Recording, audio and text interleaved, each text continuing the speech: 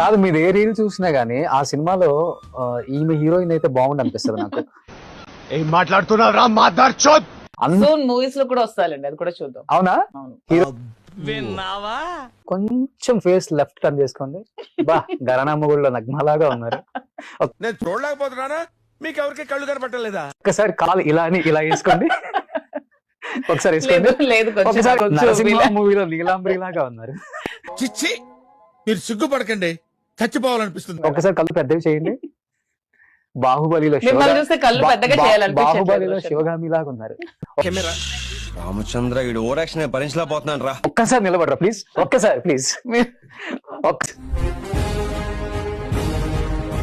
So మీరు అలా నడిచొస్తుంటే బాహుబలిలో దేవసేన లాగా ఉన్నారు. నాకు ఒక గన్ ఇస్తారా? చట్టపరంగా వస్తుందా రాదా అవన్నీ అనవసరం అని చెప్తున్నాను కదా. మా ఇద్దరం మానసికంగా పెళ్లి అయిపోయింది, మా ఇద్దరం భార్యాభర్తలమే. దీన్ని ఎవ్వరూ ట్రోల్ చేయాల్సిన అవసరం లేదు. వారసుల సంగతి కూడా అంతేనండి. లీగల్ ప్రొసీడింగ్స్ అయ్యాక లీగల్ గా కంటాం అంతే. ఇంకో శ్రీనివాస్ ఉండాలని నా ఫీలింగ్స్. తాత్కాలికమైనది తీసేసి మళ్ళీ మిమ్మల్ని తిరిగి యథావిధిగా పార్టీలోకి కొనసాగించే అవకాశం ఉంటుందనే భావన ఉందా మీకు? ఏం చెప్పావురా? జగనన్న మనసులో నేను ఎప్పుడు ఉంటాను, నా మనసులో ఎప్పుడు జగనన్న ఉంటాను. ఈ రెండు సత్యం. ఇంకా ఆలస్యం చేయకుండా మీ అందరిని పిచ్చి ఆసుపత్రికి తోలేయాలరా.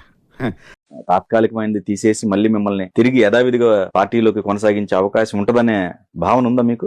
జగనన్న మీరు ఇంత లో ఐక్యూ అయితే లారా మీతోటి. మనసులో నేను ఎప్పుడు ఉంటాను, నా మనసులో ఎప్పుడు జగనన్న ఉంటారు. ఈ రెండు సత్యం. మీరు